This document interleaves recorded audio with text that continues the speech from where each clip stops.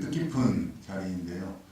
작년에 이제 부산국제영화제에서 정지도 감독님 회고전이 있을 때 제가 그때 감독님 인터뷰를 하고 그 회고전 책자에 글을 썼었는데 그때 이제 이 외아들이라는 영화를 이제 쓰면서 그 감독님 영화 중에 이제 되게 드물게 그 모자관계를 중심으로 전개되는 영화인데 안타깝게도 지금 필름이 남아있지 않다 이렇게 썼었거든요. 근데 1년 만에 그 필름이 뭐 상태가 아주 이렇게 좋은 상태는 아니지만 필름이 발굴이 되었고 그리고 1년 만에 이렇게 1년 부산영화제 이후에 아직 1년이 좀 안 됐죠. 근데 그 책자 나오고서 1년이 안 된 상황에서 그 필름을 상영할 수 있게 되어서 감독님 첫 번째 영화를 이 외아들을 상영하게 되는 그런 대중에게 공개하는 이제 오늘 첫 자리라고 할 수가 있습니다. 그래서 그 영화가 이제 그러니까 감독님이 만드신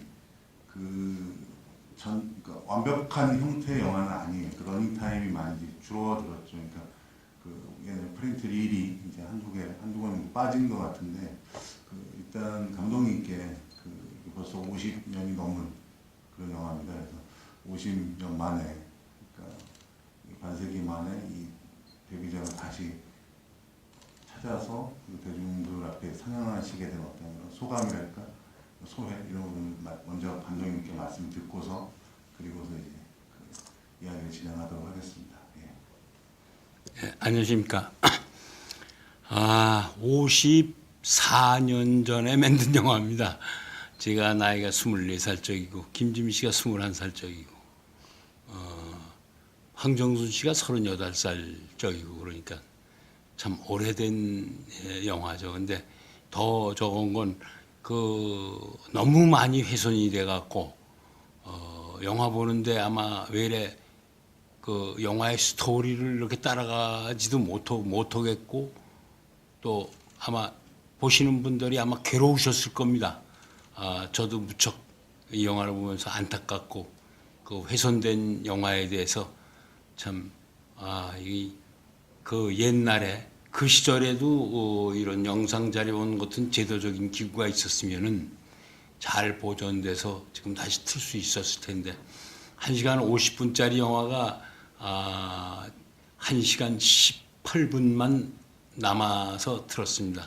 가장 훼손의 가장 그 중요한 부분은 이제 나오는 타이틀백이 다른 영화 타이틀백입니다.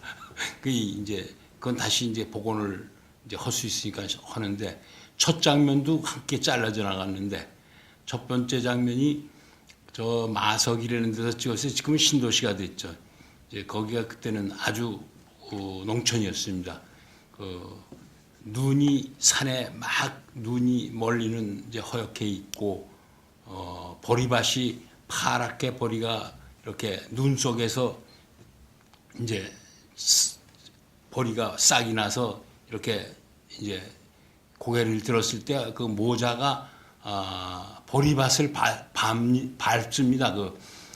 겨울이 지나고 나서 이제 봄에 막 나오는 보리를 밟습니다. 그러면 여러분들이 생각할 때는 보리를 봄에 막 살아나는 보리싹을 밟으면 어떻게 되느냐 그러는데 보리는 밟아줘야 합니다. 왜냐하면 땅이 이렇게 얼었다가 이렇게 녹으면 해토에 들뜨기 때문에 보리를 전부 밟아줘야지 그 보리가 건강하게 이제 수확이 되는 거거든요. 그래서 그걸 밟으면서 아들에게 얘기를 하죠. 세상을 살다 보면은 많이 짓밟히는 일도 많고 아주 어려운 일이 많지만은 이렇게 밟히더라도 이 밟힌 보리가 더 꿋꿋하게 자라는 이제 모습을 넌 낭비해 보면서 너 앞으로 네 인생도 밟히더라도 일어서는 그런 정신으로 살아야 한다. 이제 할아버지가 그런 얘기를 하고 이제 영화의 이 방한 장면을 보시면은 아들을 종아리를 치고 나서 엄마가 괴로워하는데 그 옆에 뭐 이렇게 배틀 기계가 있죠. 그때 구하기가 상당히 힘들었는데 길쌈 짜는 그 저 기구입니다. 옛날 우리 저 시골에서 이제 옷감을 전부 이제 그 삼나무를 이제 요새 대마초로 쓰는 바로 그 삼나무입니다. 그거를 재배해서 그 실을 뽑아서 그걸로 전부 이 길쌈을 짜서 옷을 해 입고 그랬습니다. 옛날에는 이제 그 길쌈을 짜는 장면도 한 장면도 없이 다 없었습니다. 그 길쌈을 짜서 어머니가 직접 그 길쌈을 짜서 그걸로 옷을 만들어서 서울의 그 소포로 아들한테 보내고 그러는 정성, 그리고 아들 교육을 시키기 위해서 이제 그 자기는 잘 산다고 거짓말을 하면서 그 논밭대기 있는 거 집 뭐 전부 이제 팔아서 이제 완전히 자기는 이제 홀몸이지만 거지처럼 돼갖고 양로원도 아니고 간슴에 그 통조림 공장이 지금 그 포항 우에 그 강구라는데 한국에서 처음 생겼습니다. 그래서 이제 그 통조림 공장에 결국 몸을 의탁하고 이제 그렇게 이제 아무 재산도 없이 그렇게 살아가는 어머니의 모습, 그런 것이 전부 필름이 훼손돼 갖고 그 아마 뭐 이제 물론 요즘 현대 영화는 거칠게 확확 넘어가는데 굉장히 이 영화가 자상한 영화였거든요. 그 우리 어머니가 그 나를 교육시켰던 거, 우리 어머니가 나무덤도 우리 형님을 그 어려운 혼자 정말 홀몸이 되셔갖고선 그 우리 형님을 일본에 유학 보내고 그 다음엔 서울 의대에 보내서 의사를 만들고 그 정말 날품을 팔면서 그러셨던 우리 어머니를 이제 항상 생각하면서 그 모든 이 영화는 이제 그 제가 그 외아들은 아니었지만 그 어머니를 생각하는 영화였습니다. 그래서 저는 최초에 내가 만들려고 그랬던 영화는 이제 국경선이었고, 그 전에 또 만들려고 그랬던 영화가 싸우는 사자들이라는 이제 전쟁 영화였는데, 그걸 뿌리치고 우리 어머니 얘기를 먼저 하겠다 해서 이제 만들었던 영화입니다. 그 지금 이제 방금 그러니까 필름이 훼손돼서 볼 수 없는 장면들을 말씀해 주셨는데, 예. 그 태연실 씨, 그러니까 수임이라는 그 어머니랑 고향에 같이 있는 태연실 씨가 사실은 이 영화에서 굉장히 비중이 작게 나오는데, 혹시 태연실 씨와 관련된 또 훼손돼서 빠진 장면이 있나요? 태연실 씨가 이제 아름다운 수위라는데 그 이영표 감독이 처음 뽑아서 데뷔시켜서 이제 그 두 번째로 나온 영화입니다. 이게 그래서 그 내가 쉽게 얘기하면 이 영화가 제 첫 작품이지만 저의 그 자랄 때의 그 인생이 많이 여기 반영됐습니다. 저도 뭐 연애 같은 연애는 못했지만, 바빠서 못했지만 그저 수줍게 시골에서 자라면서 이제 한 여자를 좋아했던 경험은 있습니다. 사랑해보지는 못했지만 좋아했던 경험이 있었거든요. 거기에 이제 그 역할이 바로 수임이라는 태연실 씨 역할이었는데, 물레방아가 아주 정말 저게 아름답게 나옵니다. 이제 입석이라는 데서 찍었는데, 저 마석에서 한 4km를 산속으로 올라가면 지금 무슨 스키장이 있죠. 스키장 밑동네에 물레방앗간이 아주 잘 보존돼 있었습니다. 지금은 저 정선에 하나가 제대로 돼 있는 거가 있을 뿐인데, 지금은 훼손돼서 없어졌던 거 아니에요. 그래서 이제 물레방앗간을 이 최무령 씨와 태연실 씨가 어렸을 때의 소위 이제 사랑의 장소로 그렇게 정해갖고, 거기에 이제 태연실이가 소위 서울로 간 인철이를 그리워할 때, 또 어린 두 사람이 그곳에서 몇 번 이제 그 어린 시절에 러브씬이 있었습니다. 그리고 그런 장면들이 전부 훼손됐고요. 지금 그 내가 이 영화를 보면서 그래도 54년 전에 그 서울의 모습이 여기서 많이 제대로 나오는구나. 또 이 촬영한 장소가 그 포항우의 강구라는 데가 이제 그 통조림 공장이 있어서 거기서 찍었는데, 제가 김영삼 정부 때 뭐 이상스럽게 돼서 그 헌법재판소에서 내가 이겨서 지금은 전부 그 모든 저거가 없어졌지만 그때 이제 강제로 지가 영화 감독을 하고 제작을 하고 또 극장을 하는 데서 강제로 무조건 약 한 9%의 돈을 모금을 시켰습니다.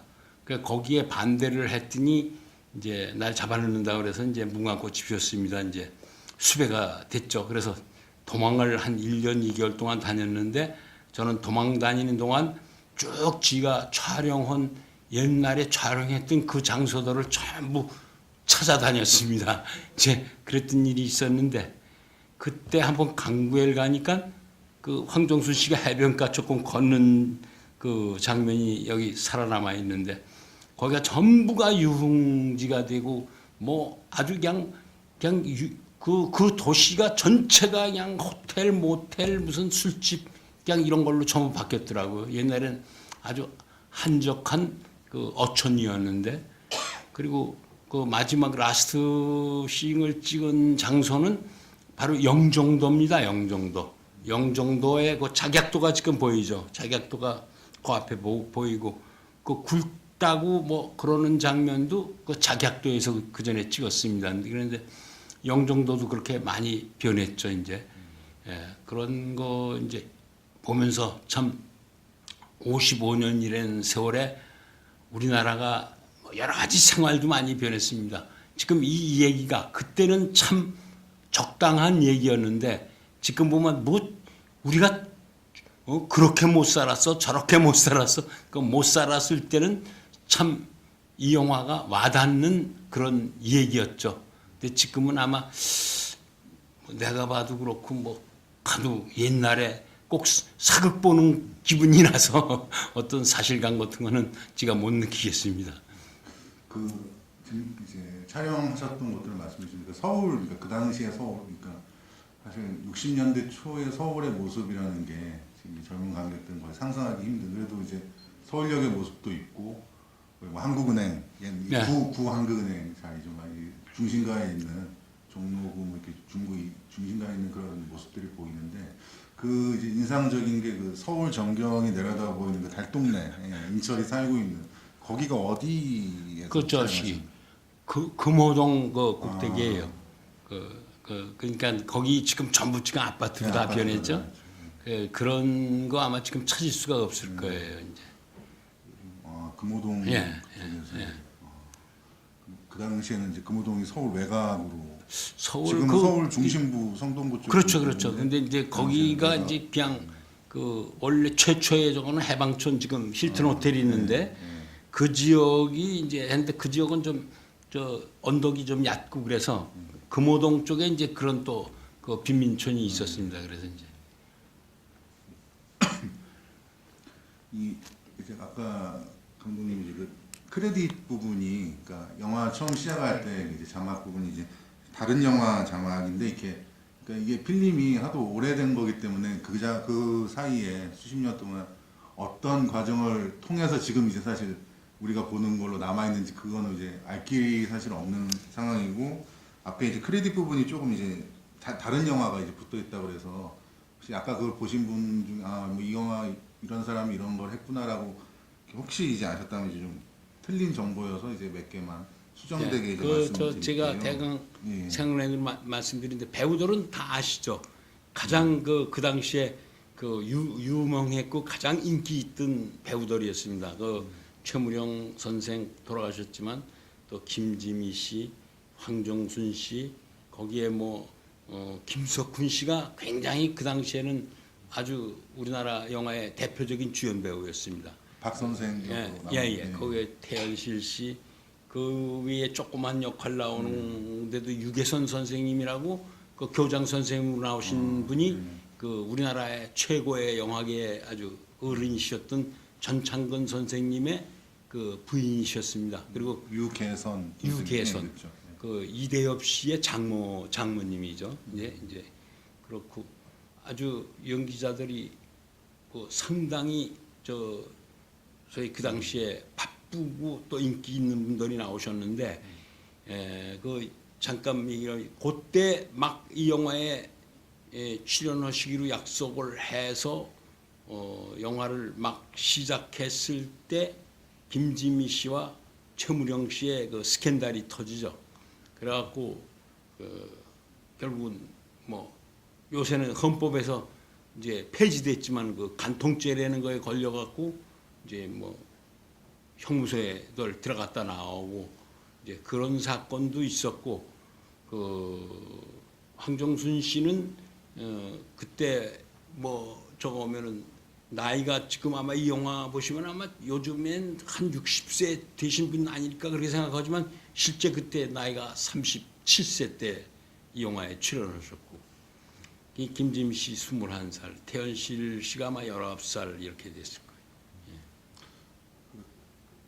그 최무룡 씨와 김지미 씨 사이 어떤 그 애절한 감정이 이런 게 어떻게 보면 현실에서의 그런 부분들이 반영이 돼서 혹시 그런 건 아닌가 싶기도 하고 그 김지미 씨의 그 아역 역할로 나왔던 그 기억나시죠? 이렇게 단추 이렇게 뭐 꼬매주고 전영선 씨라고 그 시절 60년대 가장 유명했던 그런 아역 배우 안성기 씨와 함께 남자 아역 배우는 안성기 씨 그리고 여자 아역 배우로는 이 전영선 씨가 가장 유명했죠. 그 이만희 감독님의 돌아오지 않는 해병에서도 나오는 그분도 저 신상옥 감독의 사랑방 손님과 어머니 거기에 제일 많이 나와요. 굉장히 그 시험대를 주무잡았던 그 당시에 영화상에서 이제 아역상 같은 것들이 있었거든요.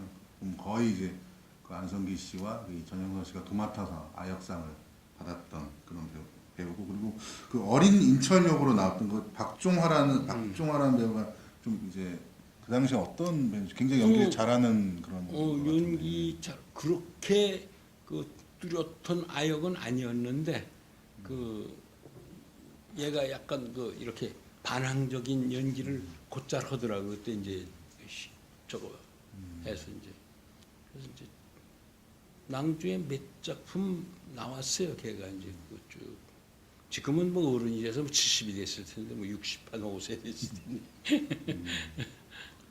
이 필름이 이게 왜 그러냐면요. 이게 그 물에 잠겼던 필름입니다. 내가 이렇게 보니까 이제 이게 그 필름을 보관하는데 그냥 그 제대로 저 뭐 선반에 있었다든지 그러면 암만 습도가 안 맞아도 괜찮은데 부서질 정도가 되더라도 이렇게 해서는 안 되는데 이게 물에 잠겨 있어서 녹아서 붙은 거예요 서로. 예? 후반에 가서 더 아마 맨 바닥에 아마 물에 잠겨 있었던 모양이에요. 그 당시 그 원본 내가 같은 경우에는 그 뭐 수출 옛날에 이 영화는 다 이제 그 동남아에 수출 싼 값에 했는데 보통 그 시대의 영화들은 서울에서 그러니까 35mm로 6개 내지 8개의 프린트를 뜨면은 그걸로서 원판의 생명이 끝납니다. 그러면 이제 그 축소판이라고 그래갖고 그 16mm를 이제 갖고선 지금은 극장이 도시마다 있지만 그때는 도시가 이제 그렇게 몇 개 안 될 때니까 군 면 단위의 이제 국민회견이 이런데 운동장에 16mm를 이제 떠갖고 그걸 갖고서 이제 트는 그 장사꾼들이 있었거든요. 대부분 그 불법으로 그 제작자 모르게 불법으로 이제 그 극장에서 트는 35mm 필름을 축소해갖고 그걸 이제 트는 이제 이 영화도 아마 그런 거에서 아마 나온 것 같습니다. 근데 이제 보존을 어떻게 했는지 아마 뭐 그 창고에 물이 잠겼든지 아마 그랬던 것 같습니다.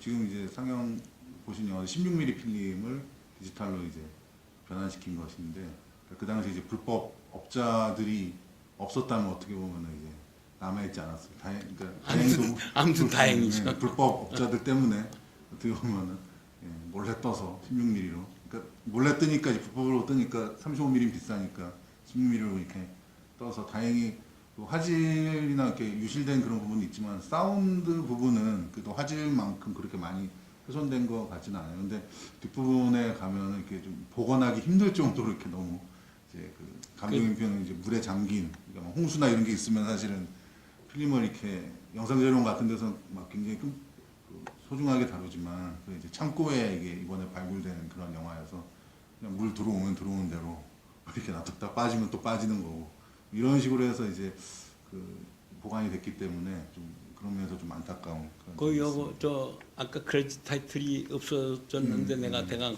여기서 저걸 테니까 각본은 김지연 씨 안적거지 생전에 계시고 그분이 쓰신 거를 김강윤 씨가 이제 각색을 다시 했고 촬영은 당대 최고의 촬영 기사가 이제 최호진 씨입니다. 그 최호진 씨가 촬영을 했고 또 조명도 당대 최고의 조명 기사였던 고혜진 선생이 이제 조명을 하셨고 편집은 김희수 씨, 음악은 이인권 씨, 뭐 대강 이제 그 스텝이 아주 가장 그 당시에 우리나라의 아주 최정예들이었습니다.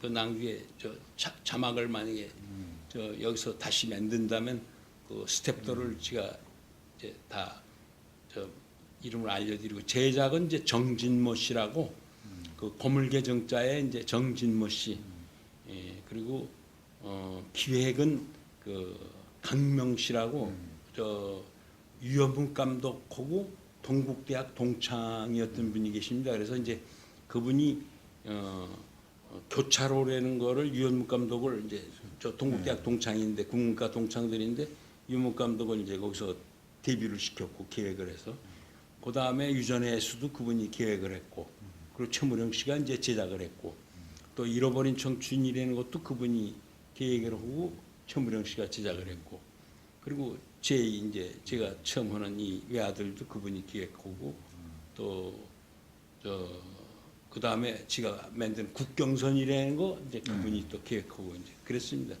그 여기에 영화에 잠깐 최무령 씨 집주인으로 집주인으로 나오는 그 아주머니가 그분의 그 부인인데 그 정복순 씨라고 그 연극 배우로 뭐 최고의 그 대한민국 최고의 연극 배우입니다. 그러니까 황정순 씨, 뭐 백성은 씨 이런 분들은 그분보다 한참 아래였지.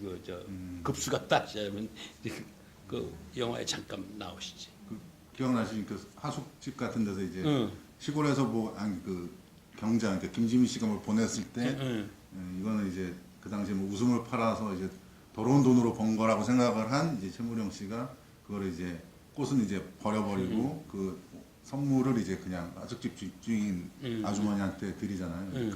그 아주머니 지금 이제 말씀하시는 분이 그 아까 말씀하신 연극계에서 굉장히 이렇게 이름이 있으셨던 굉장히 탑 클래스의 그런 당시에 여배우셨던 분이 특별 출연처럼 해주신 그분의 부인이니까 그렇죠. 기획자의 부인이셔서 특별 출연해 주신 거라고 이제 말씀하셨고요. 그러니까 최무령 씨 말씀을 여쭤보고 싶은 게 사실 감독님을 이제 영화계로 이끈 분이 어떻게 보면 이제 최무령 씨라고 이제 할 수가 있는데 이제 그 과정에서 이제 최무령 씨가 당시에 이제 배우로서도 탑이었고 또 제작도 이제 하시고 뭐 이런 그런 영화계 굉장히 중요한 그런 인물이셨는데 그 간단히 그러니까 감독님을 이제 또 데뷔작에도 출연해 주셨고 다 탑클래스 그러니까 데뷔작인데 굉장히 그 당시에 탑인 그런 배우들이 충무로 해서 많이 이제 출연하게 되는데 간단히 그 최무령 씨와의 어떤 그런 난 이제 중앙대학교를 이제 들어갔는데 그때는 뭐 연극영화과 이런 거 없을 때고 그 이제 법과를 다니면서 이제 그 동아리 지금 얘기하면 동아리 그때는 동아리라고도 안 그랬어요. 그냥 연극부 뭐 가입 모집해갖고 대학 들어가니까 일주일 만에 이렇게 게시판에 붙었더라고. 그래서 이제 연극부에 이제 가입을 했더니 고등학교 때도 내 이제 연극을 좀 김포에서 하고 그랬으니까 그랬더니 이제 최무령 씨라면 아주 하늘 같은 존재였죠. 그 당시에 뭐 대한민국 최고의 연극 배우고 최고의 영화 배우예요. 그 양반이 선배가 이제 우리한테 이제 격려차 와서 뭐 연극 연습하는 거 도와주시고 그랬는데 제작을 자기가 하시는데 상당히 뭐 그 믿을 사람이 없었던 것 같아요. 그러니까 돈 관리하는 역할을 날보로 좀 할 수 있느냐. 그래서 이제 그 유전했을 때 이제 그 진행비라고 해서 별거 없어요. 돈이래 뭐 배우들 계약하고 그러는 건 전부 이제 그 천문영 씨가 직접 이제 얼마를 뭐 줘서 주지만 이제 교통비 주고 뭐 밥값 주고 이러는 거 이제 진행비라고 해서 상당히 돈이 많이 쓰이거든요. 영화 제작비 한 30~40%가 이제 그 진행비로 쓰는데 이제 그거 이제 담당을 해서 이제 저거 했죠. 그랬는데 이제 처음엔 제작부 그렇게 나왔다가 내가 뭐 제작 볼 건 아니니까 원래는 배우를 하겠다고 그래서 몇 번 배우 한다고 해갖고 이제 잃어버린 청춘이 이런 데 나가 보니까 뭐 김승호 씨하고 또 앉아서 뭐 김승호 씨 옆에 앉아서 이제 그 김승호 씨는 이제 폭력배의 최고 거두고 내가 그 행동 뭐 조언인데 보니까 난 게 영화 보니까 도대체 나는 배우가 안 될 것 같아. 너무 조그맣게 보이고 그래서 이게 배우 안 되겠다. 영화 기술 배워야겠다. 그래서 이제 촬영. 이제 강봉구 감독님 아까 저기 오셨는데 강봉구 감독님 밑에 처음으로 촬영 조수로 들어갔죠. 이제 세칸으로 이제. 그래갖고 그다음에 이제 변인집 씨라고 그때 당시에 최고의 카메라맨이 있었어요. 그분 밑에 가서 이제 그 여러 작품을 이제 하고 그다음에 뭐 조 감독을 이제 주로 박상호 감독, 저 박정자 씨 이제 오빠, 이제 그분 밑에 가서 이제 조 감독을 하고 그러다가 정창화 감독 뭐 조 감독도 하고 그러다 보니까 그 영화계에서 나이가 그때는 23살 이때인데 뭐 여기저기서 이제 정진훈 감독을 해도 되겠다. 그래갖고 뭐 감독을 하려는 제작자가 참 많았어요. 그러니까 이제 여러 저 사람들이 있는데 사양하고 이 작품은 이제 그 강명 씨가 기획하고 이제 그러는 거가 돼서 이제 지평선을 만들 때 공동 제작을 했던 분이 이제 정진모 씨야. 그래서 이제 그분한테 가서 이제 감독을 하게 된 거죠. 그리고 그 첫 작품에 우선 천무령 씨가 그 출연을 해줬고 두 번째 작품 국경선 할 때는 직접 이제 김지미 씨하고 천무령 씨가 이제 제작비를 대고 이제 그랬죠. 그 아까 그 지평선이라는 영화 이제 잠깐 그 연출부였던 영화인데 이제 그 당시 이제 제가 알기로는 임권택 감독님이랑 이제 정준 감독님이 이제 그 동기처럼 영화계에서 이제 계속 똑같은 이제 투 포지션 그 조 감독이었죠. 제일 조 감독. 그래서 이제 같이 이제 뭐 비슷한 시기에 감독 제안 이제 데뷔 제안을 받으셨고 그래서 서로 품앗이처럼 이제 임권택 감독님이 연출을 데뷔하실 때는 감독님이 도와주시고 또 감독님이 데뷔하실 때는 뭐 임권택 감독님이 도와주고 이렇게 하기로 했다가 이제 나중에 이제 그게 좀 그 얘기 하려면 상당히 그 스토리가 길어요. 짧게 주실 수는 없을까요? 짧게는 뭐 그러니까 내가 먼저 조금 앞서 나가니까 제작자가 이제 그 지평선 제작한 최간두 씨가 날보러 먼저 감독을 하고 그러면 하나만 하면 감독을 못 시키겠다. 그때 이제 그 작품들이 좀 대작이니까. 그러니까 임권택이고 정진우 너 둘이서 와서 계약서 같이 써라. 그런데 한 작품은 그럼 정진우가 먼저 작품을 하고 그다음에 분명히 정진우가 임권택이 조 감독을 해준 데는 저걸 써라. 그래서 그렇게 써서 이제 두 작품을 이제 임권택이는 그 낭주에 이제 저거는 이제 두만강 자리 거라고 나는 싸우는 사자들이라고 이제 그 현대적인 이제 전쟁 영화 이건 일본 놈들하고 싸우는 얘기인 건데 이제 그런데 내가 5.16 혁명 나고 나서 잠깐 무슨 뭐 그 무슨 일로 해서 보도 그러니까 그 뭐예요 건너는 걸 위반을 했어요. 예? 그랬는데 그때는 그 교통 위반하면 무조건 이 망을 이렇게 테이프로 이렇게 치고 거기다 가둬놓아서 이제 한 3시간 동안 이제 가둬놓고 그랬거든. 그 이제 근데 굉장히 나 급한 일이 있어서 이제 뛰어가다가 걸렸는데 그래갖고 거기 갇혀 있다가 암만 해도 이거 빨리 뭐 해야 할 일이 있어서 그 튀어나갔더니 경찰이 쫓아왔어요. 근데 그 남대문 경찰서 옆에 그 무슨 다방에 뭐 심부름을 내가 해줘. 그 영마차 다방이라는데 달려 들어갔더니 거기서 이제 경찰이 잡았어. 그래서 경찰서에 잡혀 들어갔어요. 그 옆에. 그래서 거기서 얘기를 하다가 조금 일이 잘못되려니까 그 수사과장 이 친구하고 뭐 하다가 멱시름을 하게 됐다고. 그래서 책상을 밀고 그랬더니 이제 제대로 이제 공무집행 방해가 된 거야. 그러니까 교통위반이 공무집행 방해가 되고 그 다음에 그래갖고 샅샅이 뒤지니까 내 군대를 그때 안 나갔거든. 영장을 한 2번 이제 기피했거든. 나중에 이제 저 나가서 이제 떼었지만 이제 그랬더니 병력 기피까지 걸려갖고 군사 재판으로 넘어간 거야. 그래갖고 그 석 달 20일 동안을 형무소 가서 살았어요. 이제 그 소대문 형무소 뭐 1사하 뭐 24 간방인가나 지금도 여태까지 예고 있는데.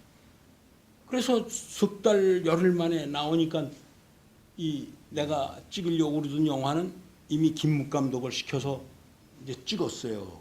그러니까 내가 그럼 그 다음에 뭐 어떻게 할 거냐? 인권태 이거 그대로 밀어달라. 내가 조감독 하겠다. 그래서 시나리오 내가 쓰고 그래갖고 도망가지 않을 거라 했죠. 그래서 아주 성공해서 아주 뭐 손님 무척 많이 들고 그 인권태기가 처음 데뷔했는데 국도극장에 신정에 붙여서 그땐 10만 명이면 지금 1000만 명이거든. 10만 명 뭐 동원하고 그 다음에 인권태기가 이 작품 하는데 조감독 하겠다고 와서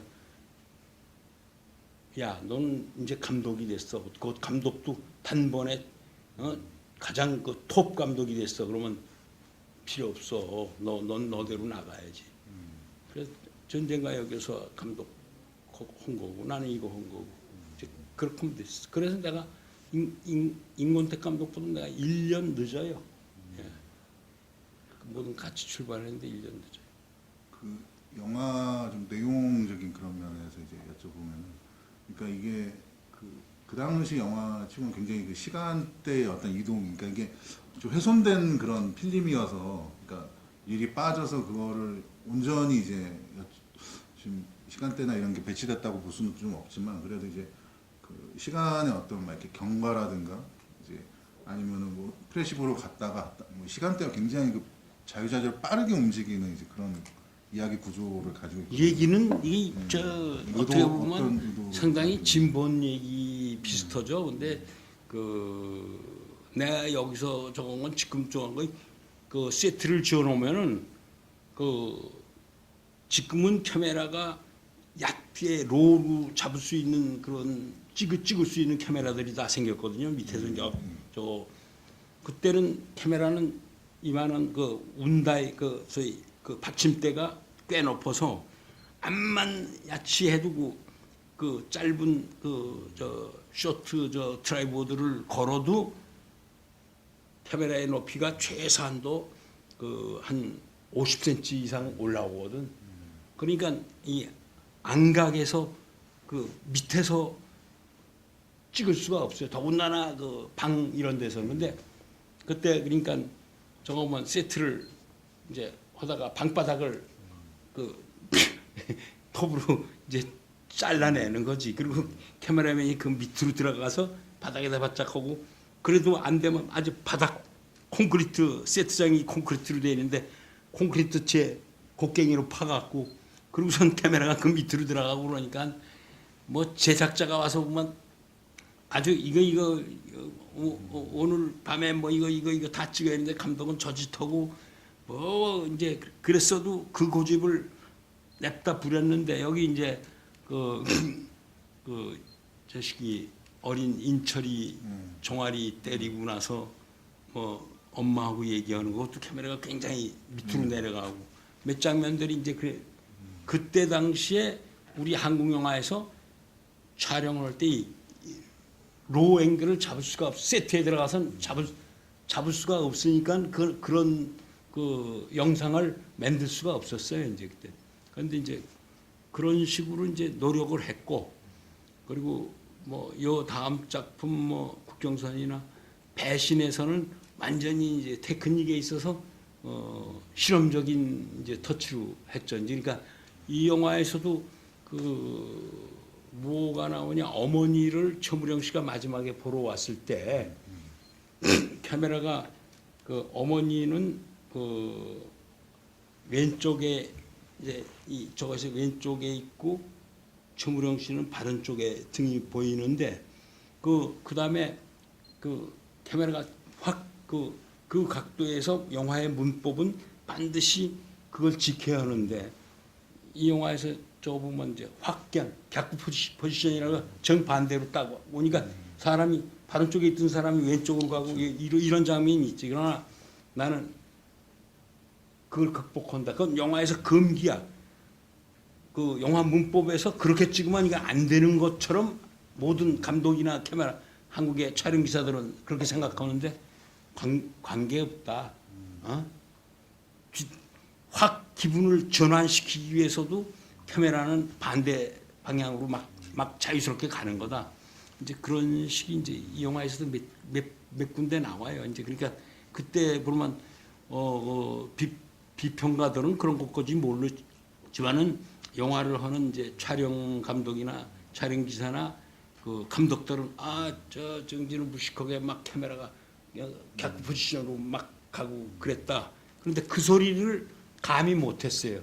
야 정진우니까 그렇게 찍나 보다. 뭐 이제 지금 이제 그러니까 제가 아까 여쭤봤던 부분들이 이제 어떤 그러니까 이야기, 그러니까 영화에 이제 이야기가 있고 그걸 어떤 방식으로 보여주느냐, 어떤 스타일에 대한 부분을 여쭤봤었고요. 그래서 이 영화도 어떻게 보면 되게 그냥 평범하고 어떻게 보면 되게 진부한 이야기일 수 있는데 시간대나 이런 부분들이 이렇게 굉장히 플래시백이나 아니고 어머니 얼굴에서 그냥 갑자기 이렇게 얼굴 약간 디졸브 같은 거 이중인화해서 그냥 어머니가 수십 년의 시간이 이제 흐른 십몇 년의 시간이 흐른 식으로 이렇게 보여준다는 스타일에 대한 부분을 여쭤봤고, 지금 이제 말씀하신 그 영화에서 180도 선 있잖아요. 가상선에서 이제 그 카메라가 딱 180도 안에 이제 있어서 그걸 넘어가 버리면 또 좌우가 바뀌어 버리는, 그러니까 굉장히 기본적인 상업 극영화에서 그런 테크닉인데 이제 이 영화에도 있고 60년대 감독이 만드신 이후에 60년대 중반이나 후반에 만드신 영화에서도 그 180도 법칙들이 깨지는 그런 촬영들이 종종 눈에 보여요. 그러니까 그 당시에 이제 그런 부분들을 그러니까 뭐 아주 티나게 막 드러나게 이렇게 하는 건 아니지만 굉장히 자연스러운 방식으로 분명히 이 씬에서는 남자가 이쪽, 여자가 이쪽이었는데 그 다음 씬에서는 이제 반대가 돼서 이제 이야기를 한다든가. 근데 이제 그게 촬영에는 아주 튀지 않고 뭐 음악이나 이런 부분들, 이런 전체적인 무드 안에서 180도 법칙이 깨지는데도 그냥 이렇게 이제 이렇게 자연스럽게 이렇게 하나의 씬으로 만들어지는 그런 부분들이 보이는데, 이 영화 데뷔작에서도 오늘 보니까 아까 말씀하신 비 오는 날 성황당 씬이었죠. 거기에서 180도 법칙을 그냥 자연스럽게 어기는 그런 씬들이 이제 보이는 거. 그 성황당 그 장면을 찍은 데가 이제 이 광릉 세조대왕릉이 있는 그 들어가는 왼쪽에 있는 동네에 이제 그 느티나무가 한 500년 된 느티나무가 있는데 거기서 찍는데 이제 그때 당시에 바람을 불게 하기 위해서 비행기 프로펠러로 만든 선풍기를 갖다 틀고 비를 또 갖다 소방차 이거 손으로 오는 걸 이걸 뿌리고, 그다음엔 크레인이라고 이렇게 이제 수직으로 올라왔다 내려왔다 하는 이제 이거 지금은 뭐 참 기계가 발달돼서 그냥 이렇게 조작이 아주 마음대로 됩니다. 컴퓨터로 뭐 되고 다 되는데 그땐 사람이 이제 손으로 이걸 하고 오몰이라고 해서 이제 낙덩어리 이런 거를 실어서 이제 중심을 맞추고 그러면서 찍어. 그러니까 크레인 한 카트 찍으면 저 밤새구나. 오늘 밤새는구나. 이제 제작자는 크레인 동원 그러면 이건 아찔하는 거야. 이제 그럴 때인데 이 날씨가 아마 3월 달일 거예요. 3월 달에 비를 뿌리고 이제 바람을 불고 그다음에 또 크레인 하니까 황정순 씨가 비를 맞고 거기서 이제 아들 잘 되라고 이제 이거 하는 건데 뭐 카메라 내려오면 에너지 또 내려오면 에너지 밤 한 4시까지 밤 한 8시부터 찍던 거이 새벽 한 4시까지 그 짓을 하니까 그때 가선 이 양반이 딴 얘기가 아니라 저 정진우 죽일 놈 저놈이 사람을 잡는다. 저 죽일 놈. 그 거기서 대사를 우리 아들 잘 되라고 미는 게 아니라 저 감독님 저런 천하의 그 몰인정한 놈. 이건 이제 조명하시는 그 고혜진 씨가 나한테 와서 아이 저 황정순 씨가 지금 저 대사는 안 하고 그냥 감독 욕만 하고 냅다 있는데 나는 그랭에 타고 우에 타고 있으니까 그래서 거기 욕하고 뭐 할 수 없죠. 뭐 욕하면 어떻게 해. 뒷모습으로 찍어야지. 그런데 그 카메라가 내려오면 이런 거 보니까 옆모습이 조금 보이는데 그게 많이 그 뒤가 좀 잘렸어요 지금. 난 그 녹음실에서 녹음을 하는데 이게 녹음이 암만 해도 맞질 않는 거야. 그래서 아유 그냥 대강 빗바람 치고 그랬으면 그 정한수 놓고 그랬으면 아들 잘 되라고 비는 거겠지 뭐 그냥 사이렌트 이제 그렇게 한 일도 있고 그 배우들이 고생을 그렇게 요 감독한테 욕을 하더라도 고생을 하면서 또 말을 들어줬어요. 비 오는 장면이 그 신문 배달하는 장면 거기도 또 하나 있는데 그것도 이렇게 다 뿌린 건가요? 그럼 다 뿌린 거예요. 굉장히 이렇게 그럼 눈보라도 뿌린 거고. 뭐. 롱샷으로 이렇게 있는데 전체적으로 그 국내 자체를 그 아까 그 말씀해 주신 부분 중에 그러니까 원래 시나리오가 있고 이제 윤색 과정이 있고 사실은 이제 감독님의 어떤 그런 어머니와 그리고 감독님이 이제 형님 가장 큰 형님에 대한 어떤 그런 모습들, 관계들 이런 부분들이 이제 반영하셨다고 하셨는데 그뭐 구체적으로 이렇게 영화에서 나온 에피소드 중에 이제 어떤 이야기 중에 그런 부분들이 반영된 부분들이 혹시 있으신지? 내 마음속으로 그저 우리 어머니 얘기를 한다 이제 그런 생각이었으니까 그 뭐 꼭 같은 장면이 없어도 그 작품의 그 흐름은 그렇게 아마 됐을 겁니다. 뭐 이거 뭐 저거에서 얘기할 거가 아니어서 그 시나리오에 대한 얘기는 생략하겠습니다. 예. 그 이게 이제 1963년 7월에 이제 국제극장 개봉 이렇게 돼 있거든요. 예. 그 당시에 이제 흥행 성적이랄까 분위기 그리고 뭐 반응 이런 부분들은 어떠셨나요? 그 내가 감독이 돼서 대구를 내려가니까요.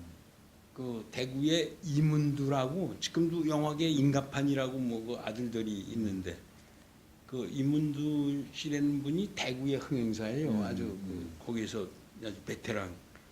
근데 3등 열차를 타고 전부 쫙 해서 새벽에 대구역에 내려서 이제 거기서 해장국을 먹고 이제 저 포항으로 이제 그 가야 하는데 그 해장국집에 이제 이 대구 흥행사 이제 이 영화 사주는 그분이 오시더니 이제 그러니까 그 제작자가 나를 감독이라고 소개를 딱 해주니까 이렇게 보니까 나이 그때 뭐 24살짜리에다가 뭐 워커 신고 뭐 군복 저 바지 염색한 거 입고 뭐 이러고 그러니까 뭐 감독 야 네가 무슨 감독이가 임마 네가 뭐 이거 내 앞에서 내 앞에 면전에서 그 정진모 씨한테 아 정 사장 이거 나 돈 못 되겠어 뭐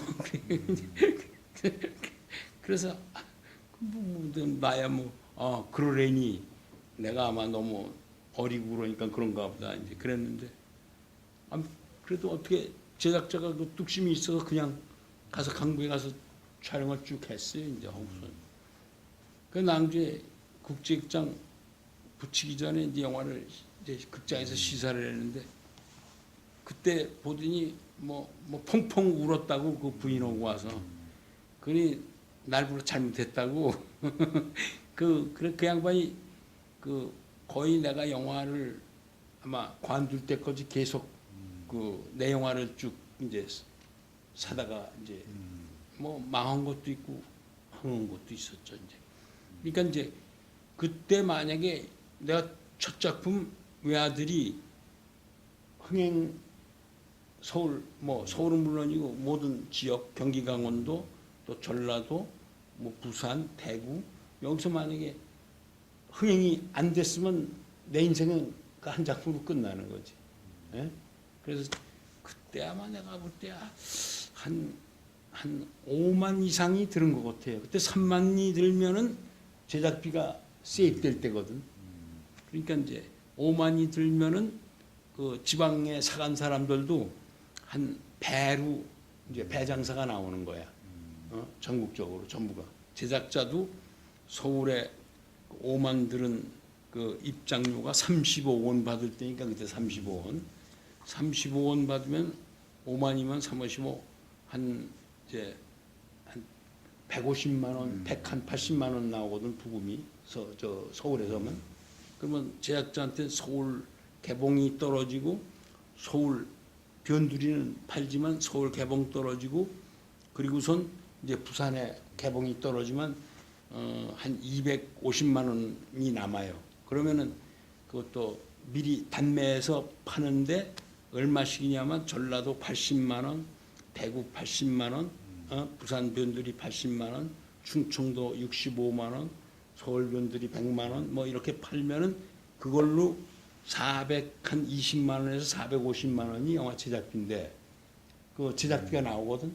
그러면 제작자는 이제 서울 개봉해서 한 150만 원 남고 부산에서 한 100만 원 나고 250만 원 남는 데다 지방장사 한 거에서 한 5, 60만 원 남고 그러면 300만 원 남으면 지금 오늘날 제작비 만약에 50억 들었다 그러면 한 40억 벌었다는 얘기가 되는 거지. 그때는 뭐 투자자도 없고 제작자가 혼자 먹는 거니까.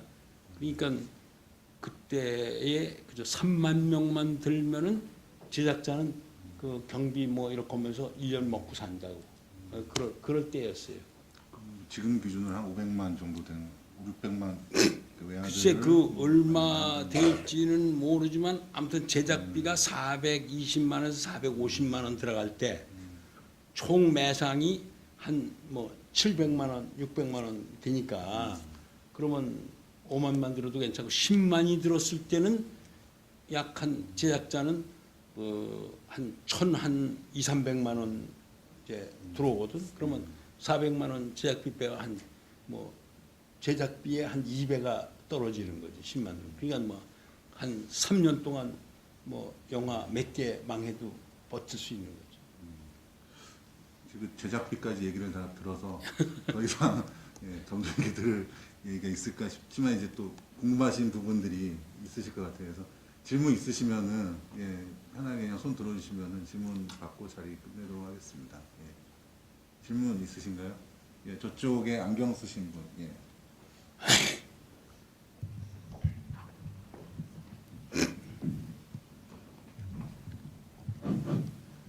영화 재밌게 잘 봤습니다. 근데 이 영화 줄거리를 보니까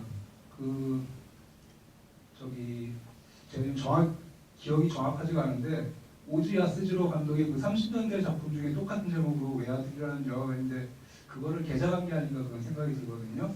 근데 그 영화 같은 경우는 이제 원래 거는 그러니까 줄거리가 그러니까 이 어머니가 서울에 올라왔다가 내려가는 그 장면까지인데 거기다가 이제 추가적으로 살을 많이 붙이고 그다음에 이제 한국적인 정세에 맞춰가지고 개작을 한 것처럼 이제 그렇게 생각이 됩니다. 그래서 이제 제가 궁금한 거는 이 영화를 만드실 때 그 원작과 어떤 좀 다르게 하기 위해서 신경 쓰신 부분이 있는지 그런 거랑 그다음에 그 당시 시절에 일본 영화를 개작하는 그런 어떤 사례들이 종종 있었는지 그게 궁금합니다. 그 부분이 이제 좀 난처해서 아까 감독님이 내가 그거에 대해서 하고 싶은 얘기인데 그 오시야시로의 그 히토리 무스코라는 걸 난 안적 보지 못했어요 현재까지. 또 그때 외아들이라는 제목은 이 제작자가 바로 요 직전 작품이 외나무다리라고 강대진 감독을 시켜서 외나무다리라는 영화를 만들었어요. 지금도 최무령 씨가 그 노래한 거가 그 노래가 유명하지만 그래서 이 제작자가 외자를 고집하는 거예요. 그래서 이제 외아들이라는 제목은 나온 거고 나는 일본어권이 아닙니다. 이제 내 그 세대가 우리보다 한 10살 위 세대가 이제 일본어를 알고 그러는데 이 제작자 이 그 시나리오 작가가 김지현 씨입니다. 지금 내가 말씀드리면 김지현 씨인데 그분이 굉장히 그 당시에 참신한 그 시나리오들을 많이 썼던 분이거든요. 근데 이것이 그러지 않아도 그 나하고 가장 그 조감독 때 친근감이 있었던 분이 이제 김강윤이라는 작가, 저 열려문 쓰고 뭐 그런 이제 그 아주 훌륭한 작가죠. 이제 그 김강윤 씨가 나한테 야, 그 오스 야스지로의 그 시나리오 저건 거 아니냐? 그 난 모른다. 그래서 저거 했더니 쭉 조목조목 몇 군데를 얘기를 하더라고. 그래서 야, 이건 안 되겠다. 그래서 촬영을 중단해놓고 석 달 동안을 내가 이제 뜯어 고쳤어요. 이제 그래서 그 원래의 시나리오하고는 전부 이제 다른 거고, 같다는 거는 아들이 도시에 나와 있고 어머니가 한번 왔다 간다는 그것만 같을 거예요. 전부 배제해서 내가 그때 당시에 이만희 감독하고 주마등을 같이 함께 크랑크를 했는데, 이만희 감독은 불효자 찍고 뭐 2개를 찍을 때까지 난 이거 하나에만 매달렸었어요. 그러니까 그 시나리오를 예 상당히 이제 뜯어 고치는데 저걸 했고, 전연 그 지금 오스야스의 영화는 아마 지금 여러분이 이거 보실 수 있을 겁니다. 지금 아마 저걸로 아마 영상 자료원에도 아마 있을지 몰라요. 하도 일본의 유명한 감독이니까. 그러니까 그 비교해도 조금 더 아마 비슷한 데가 없을 거예요. 그건 완전히 저거 개작을 했으니까. 그러니까 제목은 외아들은 뭐 제작자가 절대로 고집하는 거니까. 그렇습니다. 그래서 아까 그 감독님이 이제 그냥 슬쩍 넘어가셨던 이유 중에 이제 하시다가 그게 왜냐하면 지금 네. 작가가 네. 김지현 씨가 지금 생존해 있고, 만추 쓰신 분이죠. 그리고 네. 저 김강윤 씨는 이제 작고 오셨고. 그래서 근데 사실 그 한국 영화사에 좀 어떻게 보면은 좀 그 그림자 같은 그런 부분이 있잖아요. 그러니까 일본 영화나 이런 부분이 다 이제 통제되고 한국에 들어오지 못하던 시절에 그런 이제 시나리오나 이런 거 이제 약간 좀 맨발의 청춘 같은 경우는 이제 대표적이지만 좀 이제 그런 식으로 이제 해서 이제 한국 영화에 이렇게 했었고, 그래서 감독님도 데뷔작인데 이제 그런 시나리오 같은 거 나중에 알고서 아마 이제 고민을 하셨을 겁니다. 데뷔작을 이런 작품으로 해야 되나. 그러다가 이제 방금 말씀하신 것처럼 한 3개월 정도, 사실 그 당시에 탑 배우들을 이제 계약을 다 해놓고 3개월 정도 촬영을 미룬다는 게 쉬운 일은 아니었겠지만, 그래도 3개월 정도 이제 미룬 다음에 이야기나 이런 부분들, 아마 처음에 받은 시나리오는 제 생각에는 야스지로의 그것과 좀 더 이제 비슷하지 않았을까. 아마 뭐 비슷한 점이 있다고 김강윤 씨가 나한테 얘기를 해서 그래서 그걸 다 뜯어 고친 거예요. 네, 그래서 이제 그 각색자, 윤색자로 되어 있는 이제 김강윤 씨가 그런 부분들을, 그러니까 오디야스지로의 어떤 그런 이야기에서 최대한 다르게, 그리고 이제 그 과정에서 이제 감독님은 자신의 이야기, 그러니까 자신 어머니와 또 형의 이야기 이런 부분들의 그런 감정들을 이제 불어 넣어서 이제 외아들이라는 지금 완전한 버전은 아니지만 그 지금 보신 영화의 어떤 그런 이야기 구조를 만드신 것 같아요. 예. 또 다른 질문 있으신 분?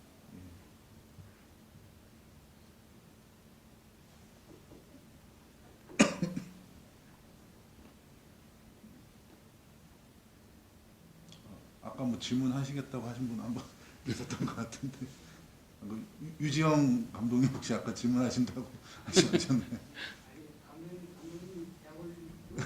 예? 아유, 예, 마지막 질문, 유지영 감독님. 시간이 많이 돼가지고 예.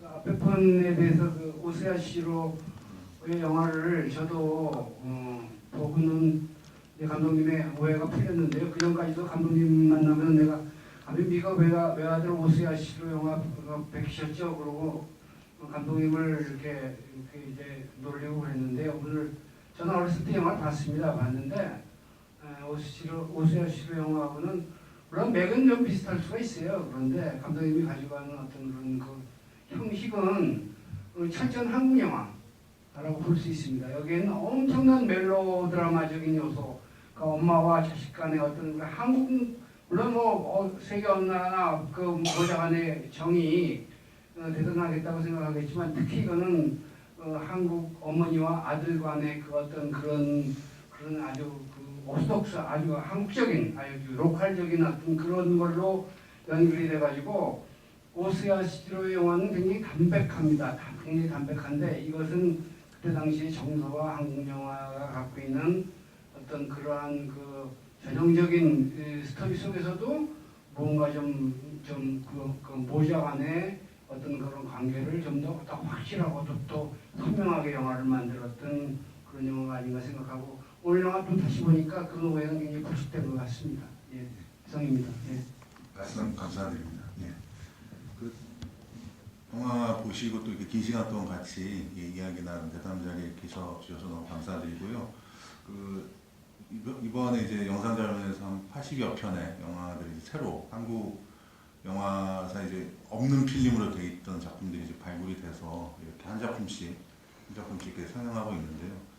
더 많은 감독님, 정진우 감독 영화 중에서도 지금 뭐 볼 수 없는 영화들이 꽤 많습니다. 그러니까 그 당시에 굉장히 화제가 됐었고 흥행도 잘 되고 그랬지만 그 필름이 관리가 잘 안 돼서 이렇게 그냥 사라진 그런 영화들이 꽤 많이 있는데 그 이후로도 이제 이런 발굴 작업들을 통해서 저는 이제 개인적으로는 그 70년대 초에 나왔던 동춘이라는 영화가 굉장히 그 당시에 큰 격찬을 받았던 그런 영화인데 상도 많이 받았고 근데 그 영화가 지금 필름이 없어서 볼 수가 없거든요. 그래서 그런 영화들 중심으로 해서 좀 많이 발굴이 됐으면 하는 그런 바람이고 그럴 때마다 이제 발굴되고 또 상영이 있을 때 이렇게 많이 찾아주시고 영상자료원의 이런 그 작업들에 대해서 많이 힘을 실어주셨으면 감사하겠습니다. 예, 오늘 함께해 주셔서 너무 감사드립니다. 예.